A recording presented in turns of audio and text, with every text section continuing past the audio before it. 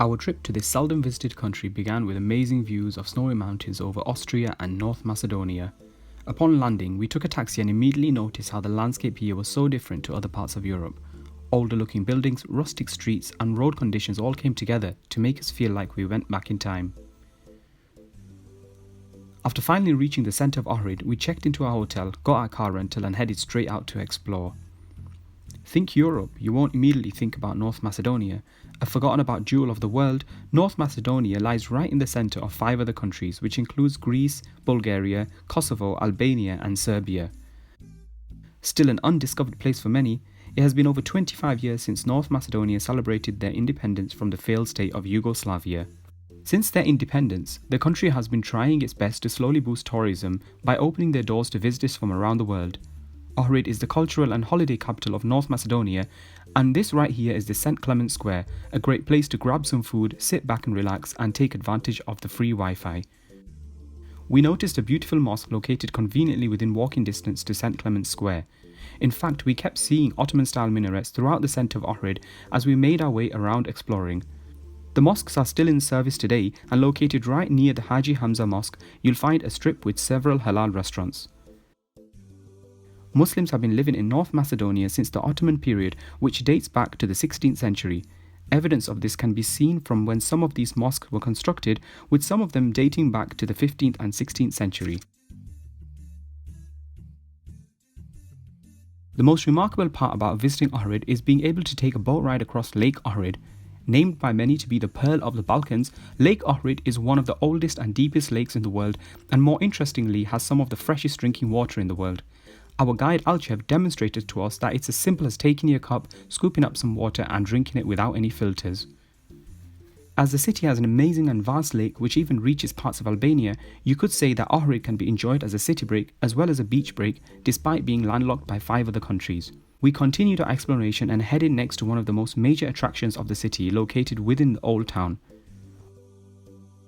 Although it only costed us 85 pence to enter, we immediately noticed that the fortress was massive inside, and had this fortress been somewhere like Spain or France, it would have definitely not costed us less than £1. Referred to as the symbol of the city, Samuel's fortress occupies the entire Ohrid hill, which rises to 100 meters above the level of the lake. As Ohrid was ruled by the Romans, Byzantines, Slavs and Ottoman Turks, the fortress has been destroyed, rebuilt and upgraded many times. I just loved walking around the high walls of the fortress to get some awesome views and pictures of the city, but it was quite tiring with the many steps. But when you can get views like these, the effort is definitely worth it. There are several vantage points where you can get remarkable views of the city, and Samuel's fortress is amongst one of the top places for that.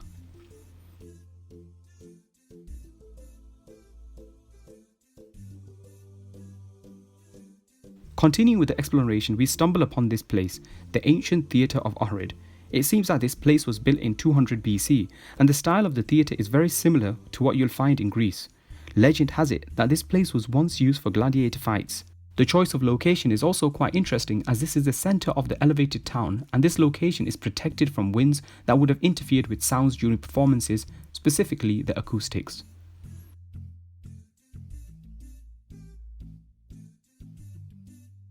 We were told that Ohrid has 365 churches, one for each day of the year. However, today only 70 still have their doors open.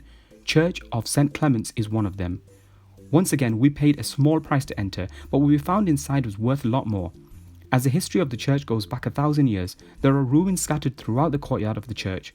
It is believed that the first students of the Glagolitic alphabet were taught here, the same alphabet used to translate the Bible into Old Church Slavonic. The church has been attributed to St. Clements of Ohrid, dating back to the 9th and 10th century. However, in the 15th century, it is believed that the church was converted into a mosque by the Ottomans.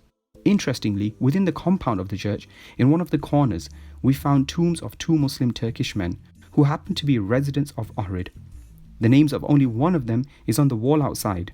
I don't know much about them, but it was interesting to see this here.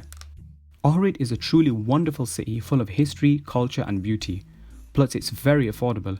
The lake was one of the most beautiful places we've seen, with stunning mountains in the distance. The people of the city were lovely and very polite. It was nice to see Muslims and Christians coexisting, with mosques and churches on the same street. As soon as I get the chance, I will be returning to this cozy and rich country of North Macedonia.